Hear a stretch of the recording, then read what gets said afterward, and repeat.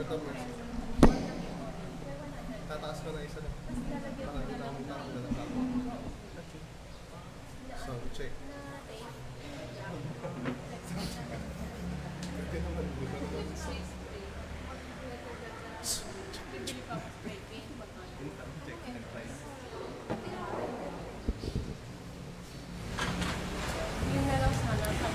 The second Sunday of Advent remind us that the ancient promises are going to be fulfilled here and now.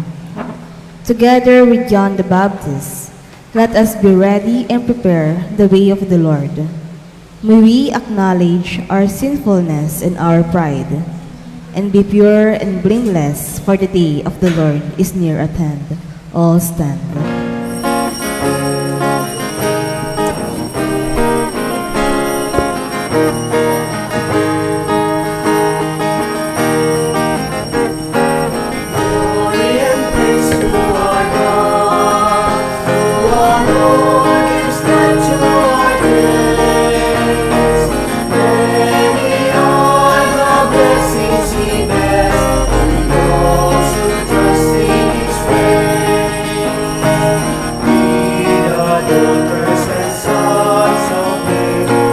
Build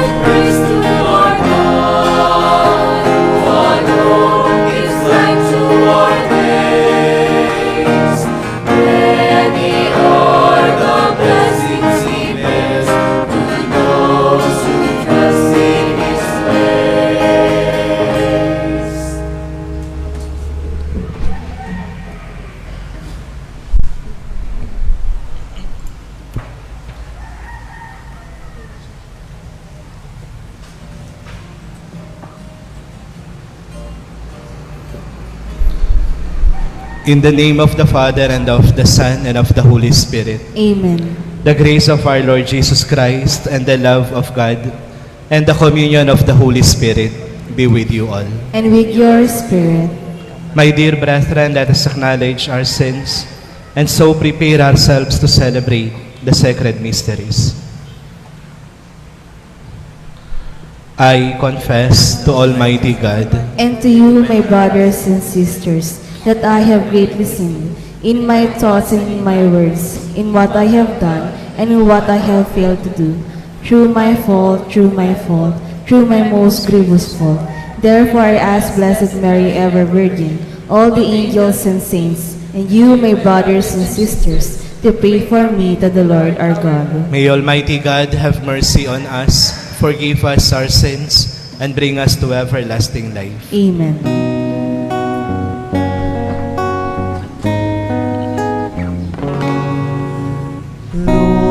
Lord, have mercy.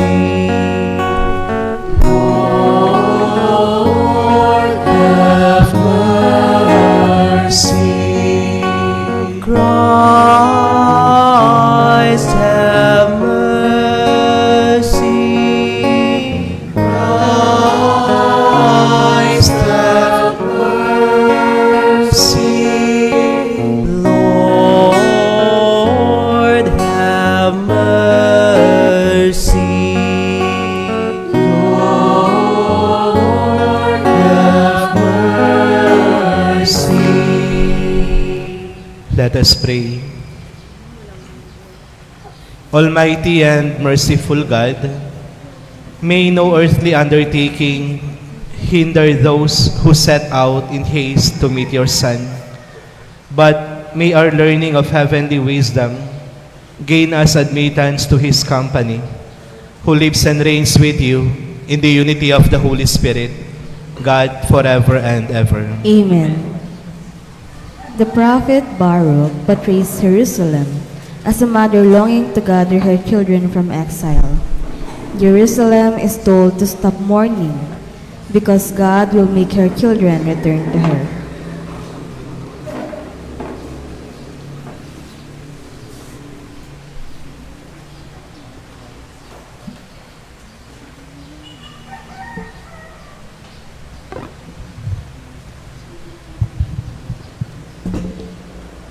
A reading from the book of the prophet Baruch. Jerusalem, take off your robe of mourning and misery. Put on the splendor of glory from God forever. Wrap in the cloak of justice from God. Bear on your head the mitre that displays the glory of the eternal name. For God will show all the earth your splendor. You will be named by God forever. The peace of justice, the glory of God's worship. Up, Jerusalem, stand up upon the heights. Look to the east and see your children, gathered from the east and the west at the word of the Holy One, rejoicing that they are remembered by God. Led away on foot by their enemies, they left you. But God will bring them back to you, borne aloft in glory as on royal thrones. For God has commanded that every lofty mountain be made low, and that the age-old depths and gorges be filled to level ground, that Israel may advance secure in the glory of God. The forest and every fragrant kind of tree have overshadowed Israel at God's command. For God is leading Israel in joy by the light of his glory, with his mercy and justice for company. The word of the Lord. Thanks be to God. The Lord has done great things for us. We are filled with joy. The Lord has done great things for us. We are filled with joy. When the Lord brought back the captives of Zion, we were like men dreaming. Then our mouth was filled with laughter, and our tongue with rejoicing. The Lord has done great things for us. We are filled with joy. Then they said among nations, The Lord has done great things for them. The Lord has done great things for us. We are glad indeed. The Lord has done great things for us. We are filled with joy. Restore our fortunes, O Lord, like the torrents in the southern desert. Those who sow in tears shall reap rejoicing. The Lord has done great things for us. We are filled with joy. Although they go forth weeping, carrying the seed to be sown, they shall come back in rejoicing, carrying their sheaves. The Lord has done great things for us. We are filled with joy. The Apostle Paul encouraged the Christians of Philippi to be pure and blameless for the day of Christ. The Christian faith, live in joy and faithfulness, is the best preparation for Christ's coming.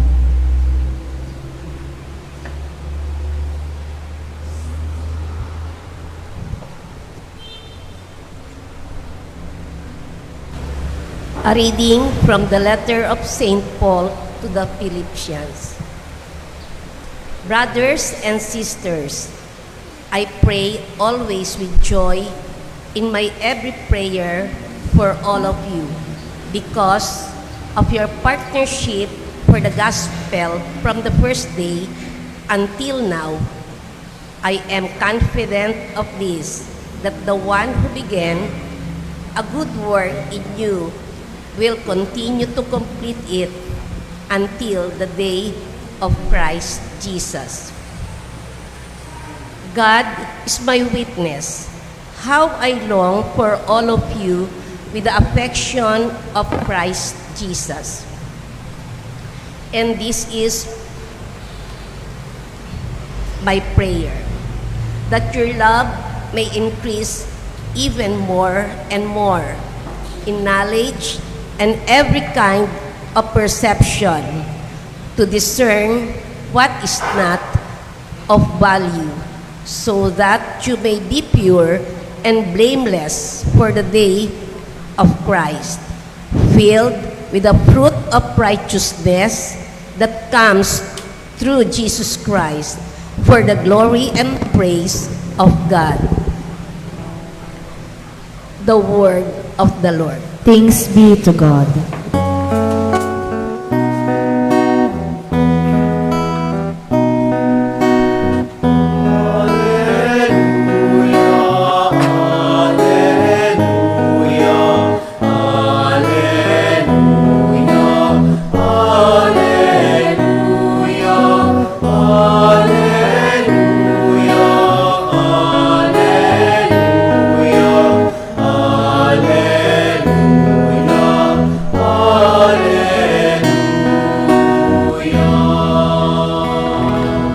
Prepare the way of the Lord, make straight his paths. All flesh shall see the salvation of God.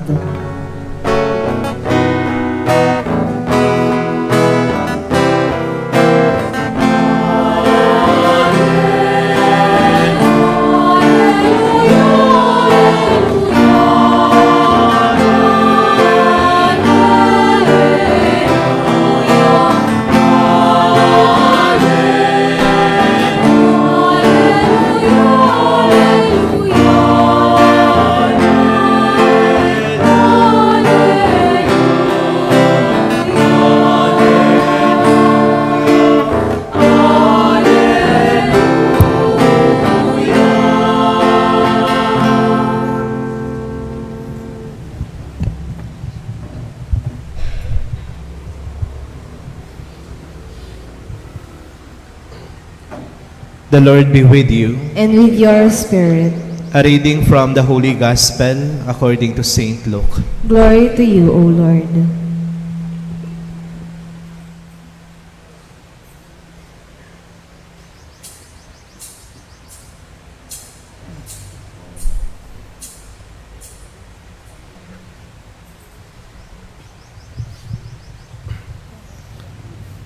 In the 15th year of the reign of Tiberius Caesar, when Pontius Pilate was governor of Judea, and Herod was tetrarch of Galilee, and his brother Philip, tetrarch of the region of Iturea and Trachonitis.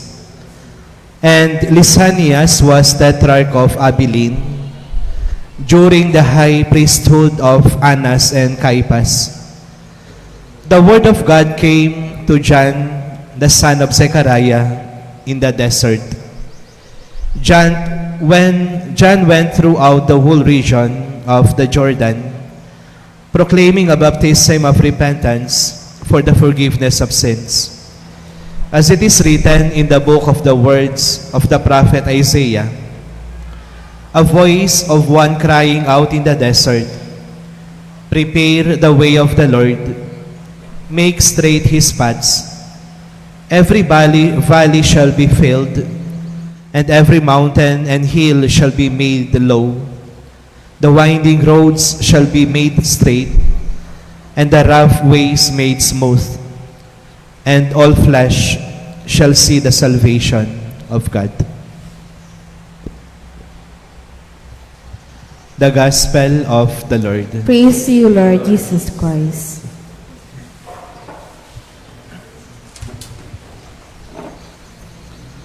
Magandang umaga po sa inyong lahat. Bago po tayo dumako sa Ebanghelyo, nais ko po munang ipaliwanag sa inyo kung ano po yung turo ng simbahan patungkol sa araw na ito. Kasi second day of Advent, at the same time, kapistahan po ng Immaculate Conception, December 8. Ano po ang turo dito? Kung titignan po natin kapag meron po tayong kapistahan patungkol kay Kristo at meron pong nagsabay na isang kapistahan kagaya ngayon ng kay Mama Mary, ang gagawing priority po ng simbahan ay ang Advent pa rin. Hindi po ang Immaculate Conception. Walang ibang papalit sa mga piyesta patungkol kay Kristo. Kaya nga po ang ginawa ngayon, instead of celebrating the Immaculate Conception, December 8, ginawa po siyang December 9, bukas. Kaya lang, meron pong problema. Kasi kapag sinabing Immaculate Conception, isa po itong holy day of obligation na dapat required tayong magsimba. Saan po nakuha ito? Sa ikatlong utos ng Panginoon. Mangilin ka sa araw ng linggo at mga pistang pangilin. Kapag sinabing pistang pangilin, ito po yung mga itinalaga ng simbahan na holy day of obligation. Kaya nga po, kung Lunes, yung Immaculate Conception at required tayong magsimba, naisip po ng ating mga obispo, paano yung mga Pilipinong Katoliko na nagtatrabaho? Kaya ang ginawa po nila, sumulat po sila sa Roma. Sinabi po nila yung sitwasyon. Ang reply po ng Rome, sige, ililipat siya ng December 9, pero yung Immaculate Conception bukas, hinihikayat tayong magsimba, pero hindi tayo inoobliga. Ibig sabihin, kahit hindi ka makapagsimba bukas, hindi mortal sin ito.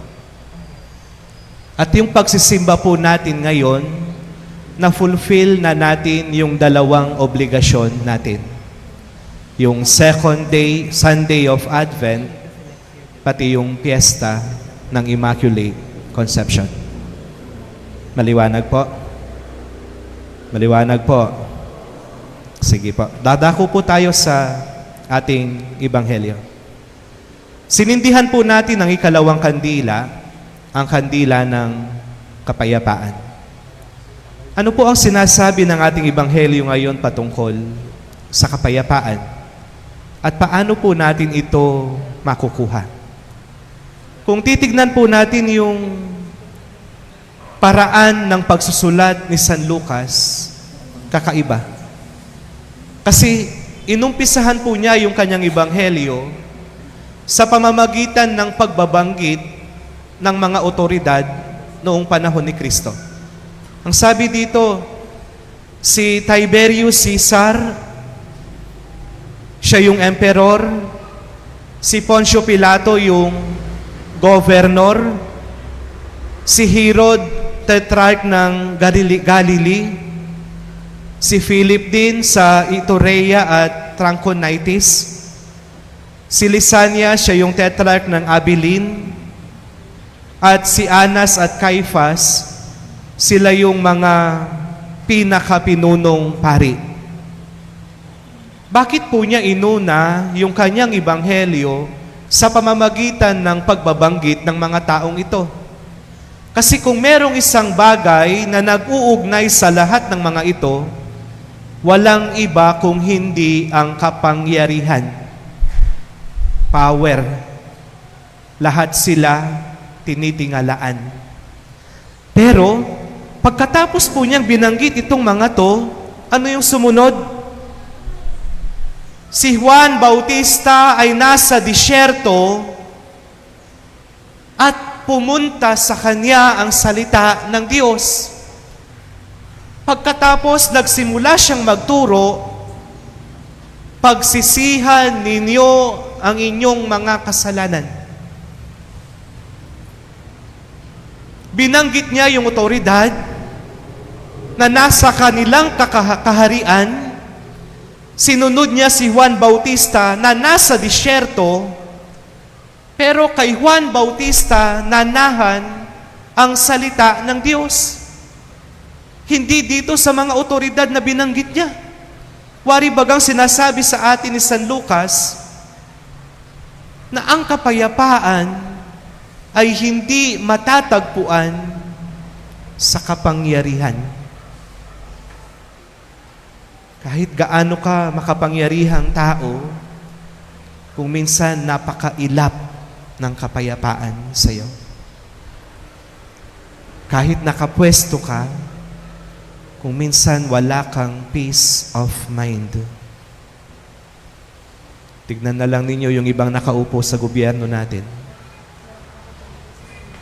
Panatag ba yung isip ng iba dyan? May peace of mind ba sila? Father, saan po natin makikita ang kapayapaan na ito?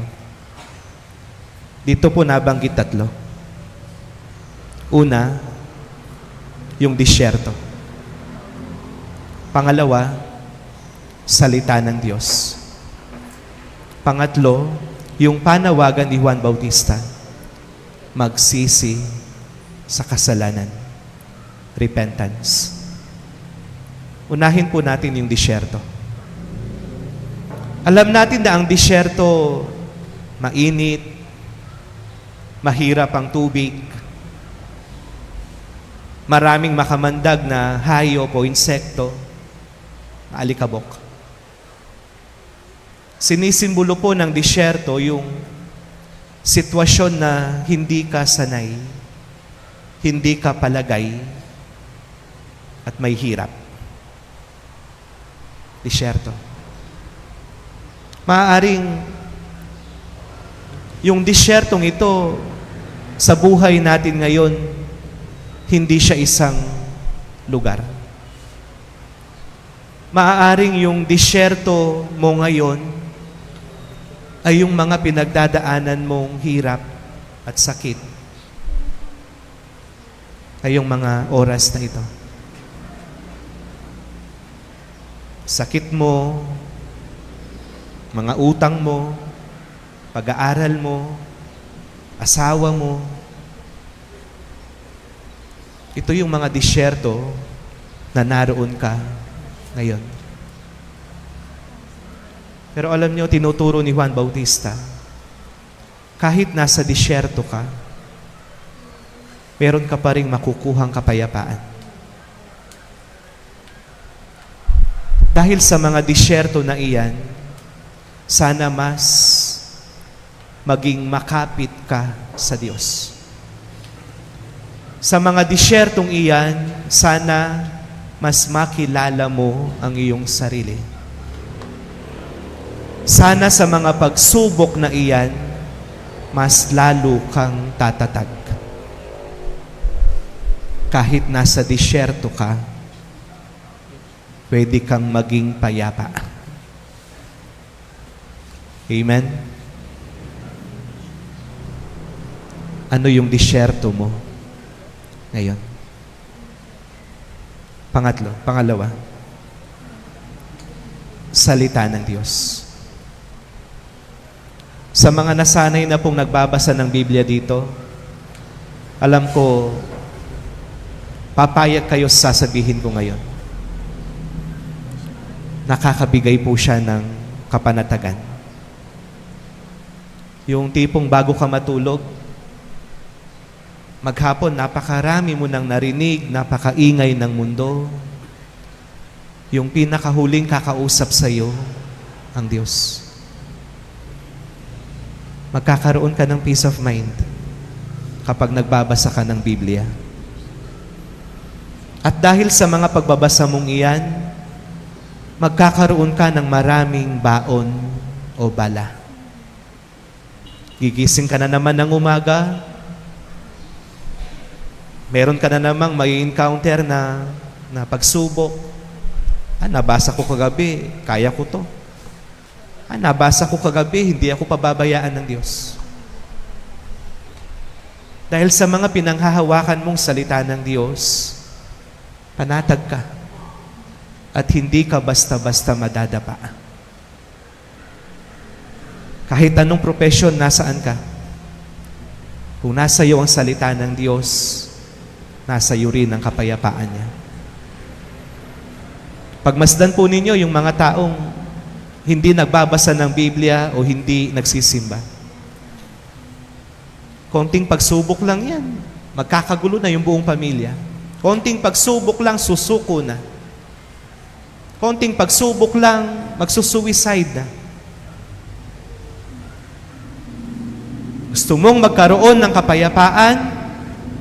Baunin mo ang salita ng Diyos.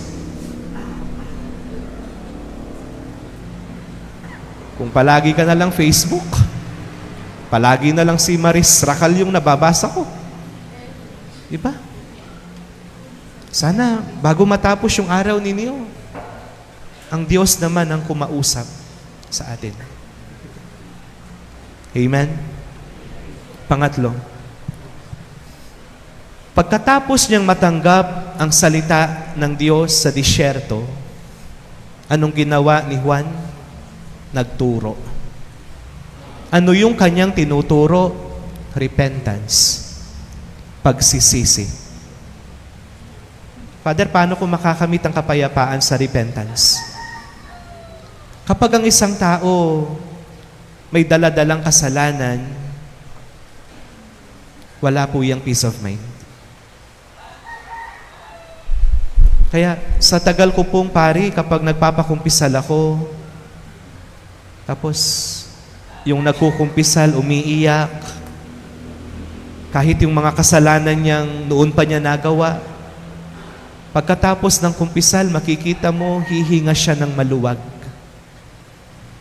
Yung iba, mapapayakap pa sa akin, salamat, Father. Kasi para itong tinik na nasa lalamunan mo, hindi ka makakain ng maayos, di ka makatulog. Dahil meron kang daladala. Kaya sabi ni Juan Bautista, magbalik loob kayo sa Diyos. Magkakaroon kayo ng kapayapaan. Ito pong tatlo. Disyerto, salita ng Diyos, at ang panghuli, repentance.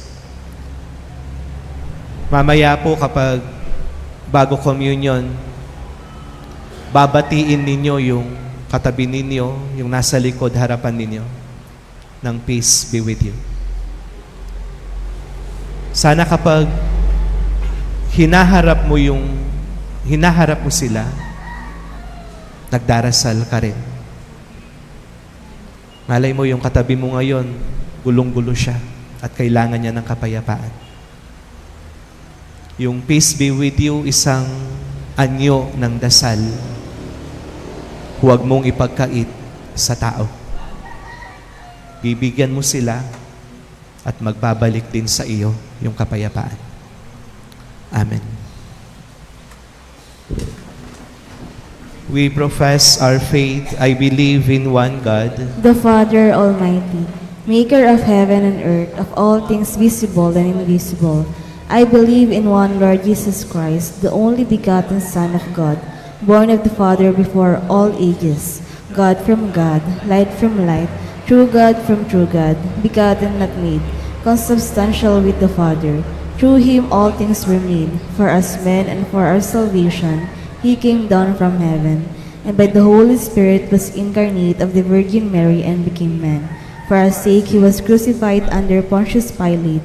He suffered, dead, and was buried, and rose again on the third day in accordance with the Scriptures. He ascended into heaven, and seated at the right hand of the Father.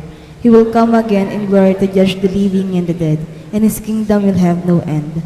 I believe in the Holy Spirit, the Lord, the giver of life, who proceeds from the Father and the Son, who with the Father and the Son is adored and glorified, was spoken through the prophets. I believe in one holy, Catholic, and Apostolic Church.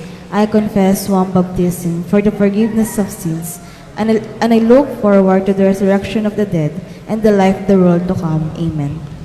longing for the Lord's coming, let us now turn to our Heavenly Father to help us prepare the way of the Lord. Full of confidence, we pray, Lord, graciously hear us. Lord, graciously hear us.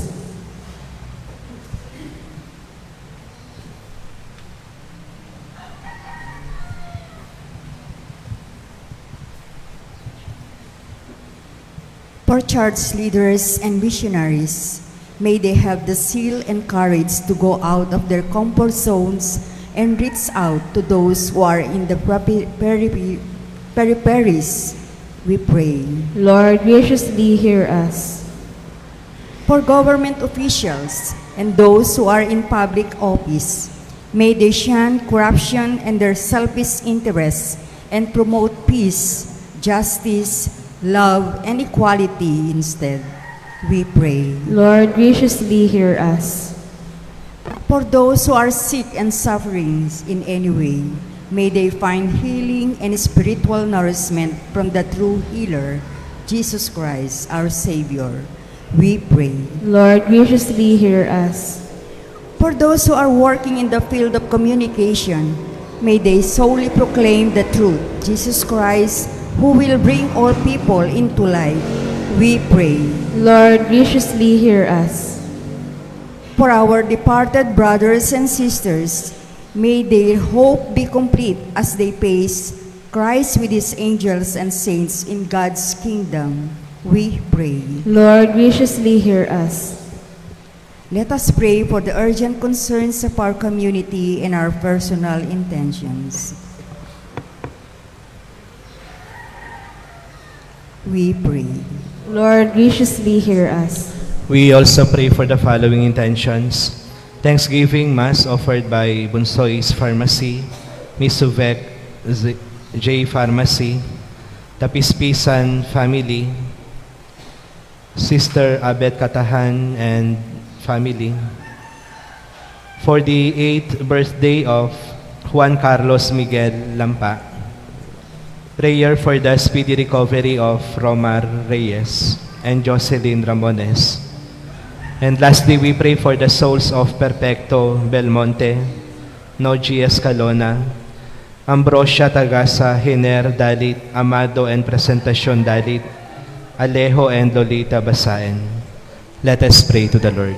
Lord, graciously hear us. Heavenly Father, level the mountains of our pride and hate so that love and forgiveness may truly reign in our hearts as we await the coming of Christ, your Son, now and forever. Amen.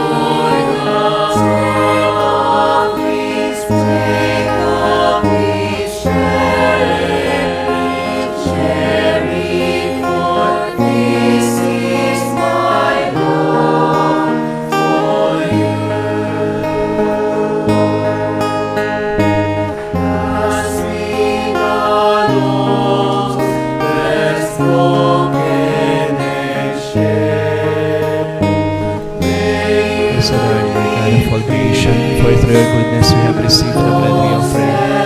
Fruit of the earth and work of human hands, it will become for us the bread of life.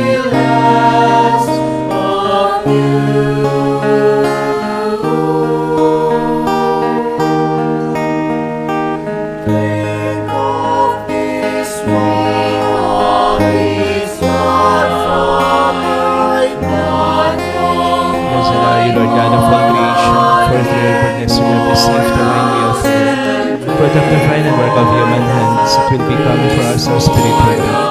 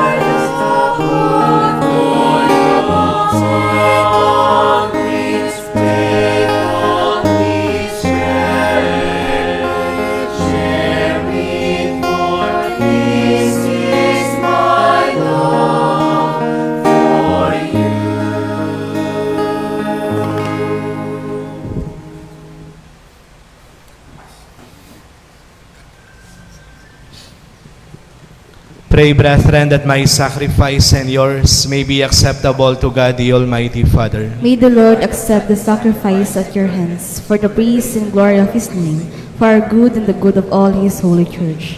Be pleased, O Lord, with our humble prayers and offerings. And since we have no merits to plead our cause, come, we pray, to our rescue with the protection of your mercy through Christ our Lord. Amen. The Lord be with you. And with your spirit, Lift up your hearts. we lift them up to the Lord. Let us give thanks to the Lord our God. It is right and just. It is truly right and just, our duty and our salvation, always and everywhere to give you thanks, Lord, Holy Father, Almighty and Eternal God. For he assumed at his first coming the lowliness of human flesh, and so fulfilled the design you formed long ago, and opened for us the way to eternal salvation, that when he comes again in glory and majesty, and all is at last made manifest, we who watch for that day may inherit the great promise in which now we dare to hope. And so with angels and archangels, with thrones and dominions, and with all the hosts and powers of heaven, we sing the hymn of your glory as without end we acclaim.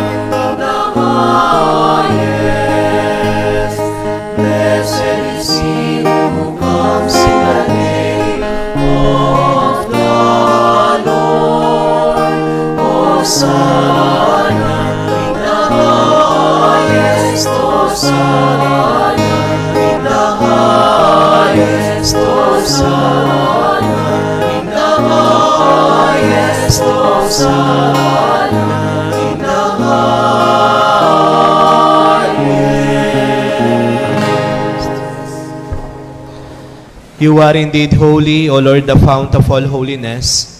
Make holy, therefore, these gifts, we pray, by sending down your Spirit upon them like the dewfall, so that they may become for us the body and blood of our Lord Jesus Christ. At the time he was betrayed and entered willingly into his passion, he took bread and giving thanks, broke it, and gave it to his disciples, saying, "Take this, all of you, and eat of it, for this is my body which will be given up for you."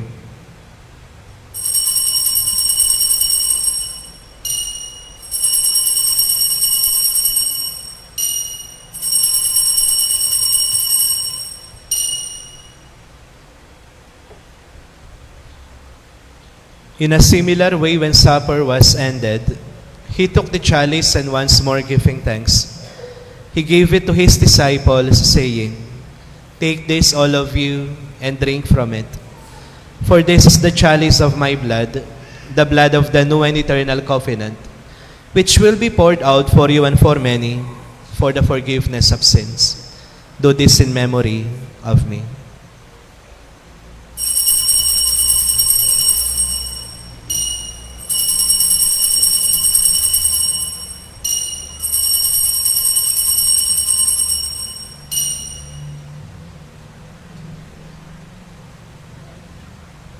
The mystery of faith.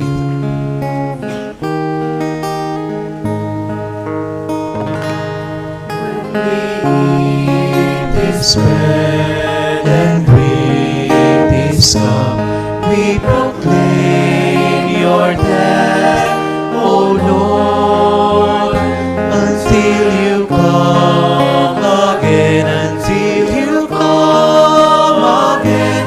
We proclaim your death, O Lord. Therefore, as we celebrate the memorial of his death and resurrection, we offer you, Lord, the bread of life and the chalice of salvation, giving thanks that you have held us worthy to be in your presence and minister to you. Humbly we pray that partaking of the body and blood of Christ, we may be gathered into one by the Holy Spirit. Remember, Lord, your church spread throughout the world, and bring her to the fullness of charity, together with Francis, our Pope, our bishops, and all the clergy.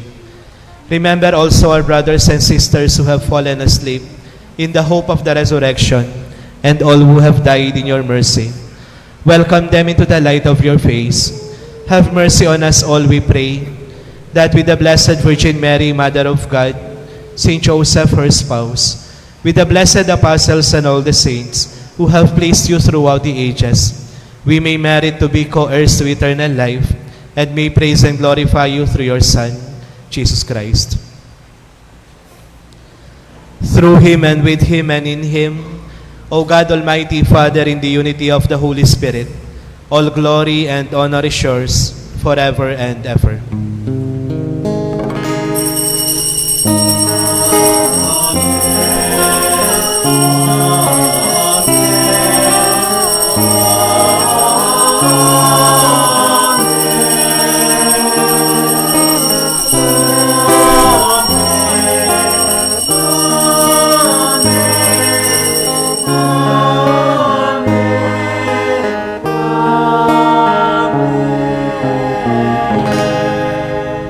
At the Savior's command and formed by divine teaching, we dare to sing.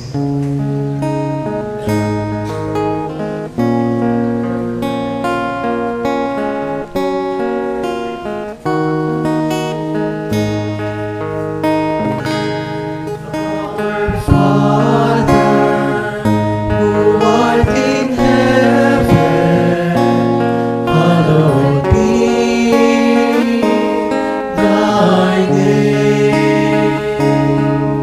Thy kingdom come, thy will be done, on earth as it is in heaven.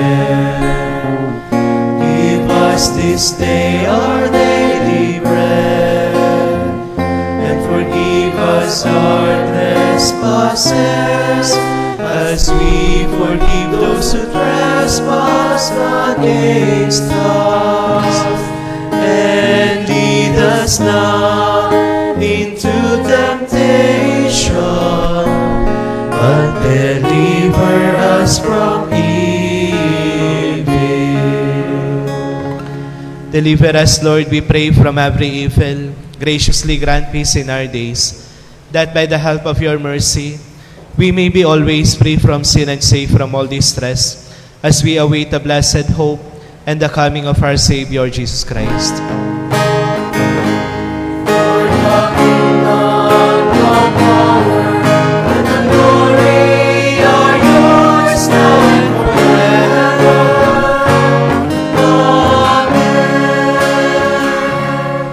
Lord Jesus Christ, who said to your apostles, "Peace I leave you, my peace I give you," look not on our sins but on the faith of your church, and graciously grant her peace and unity in accordance with your will, who live and reign forever and ever. Amen. The peace of the Lord be with you always. And with your spirit. Let us offer each other the sign of peace. Peace be with you.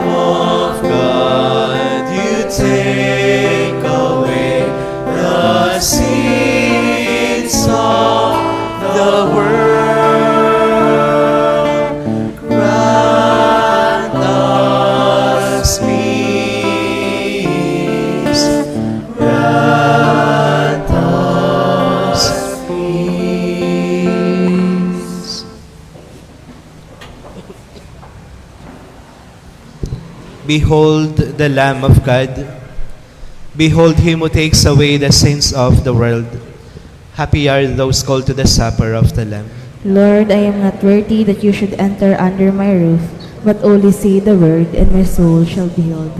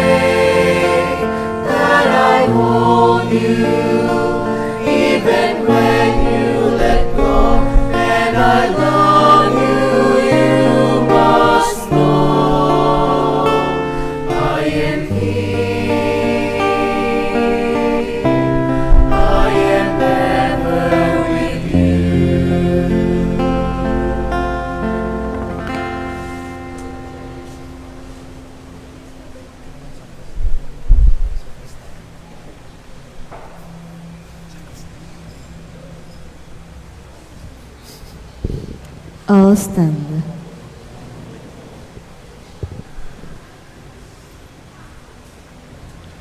Let us pray. Replenished by the food of spiritual nourishment, we humbly beseech you, O Lord, that through our partaking in this mystery, you may teach us to judge wisely the things of earth and hold firm to the things of heaven through Christ our Lord. Amen. Be seated for a while. Muli po, magandang umaga sa inyong lahat. Kung natatandaan po ninyo noong misa natin ng Christ the King dito, humingi po ako ng second collection bilang tulong po natin sa mga kapatid nating nasa lantas sa Catanduanes. Ang nakolekta po ng buong vicariate natin ay 54,000. Ipinadala po ito ni Father Anthony Bonifacio sa kanila. Meron pong bumili ng mga pagkain, nag-repack at nag-deliver na mga kamag-anak din ni Father Anthony. At ipinadala po nila yung mga pictures na nang ibigay po nila sa mga pamilya. Kaya ipinapaabot po ni Father Anthony yung pasalamat niya.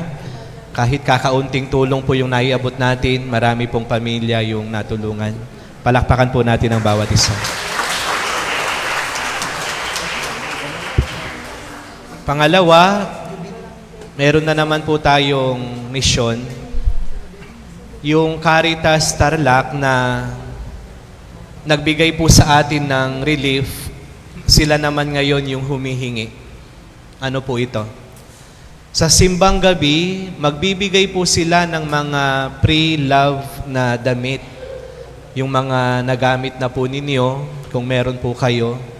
Damit, pantalon, sapatos na hindi na po ninyo ginagamit. Huwag naman po yung amoy ipis o kaya punit-punit na, no? Mas maganda siguro yung ibigay mo, yung masasaktan ka talaga na magagamit pa ng ibang tao. Sa susunod po na linggo, maglalagay kami ng box dyan sa harapan.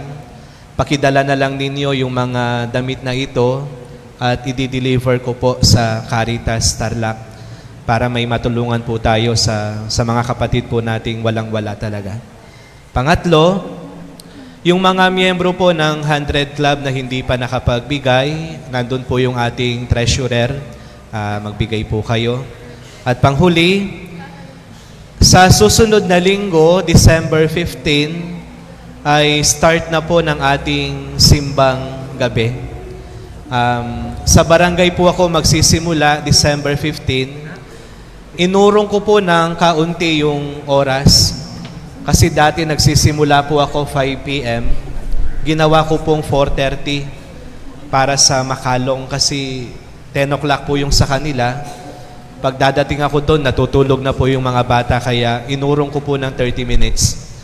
4:30 po sa Kapanikyan, 4:30 po sa Duro Plac, 5:30 sa Kapanikyan, 6:30 sa Lomboy, 7:30 La Purisima, 8:30 Guevara, 9:30 sa Makalong. Yung sa atin po dito, magsisimula ng December 16, 4:30 ng madaling araw. 4:30 po. Maraming salamat po at sana makapagsimba tayo, magkita-kita tayo ulit next week. Tumayo po kayo. The Lord be with you. And with your spirit. May Almighty God bless you and your families. In the name of the Father, and of the Son, and of the Holy Spirit. Amen. Go forth, the Mass is ended. Thanks be to God.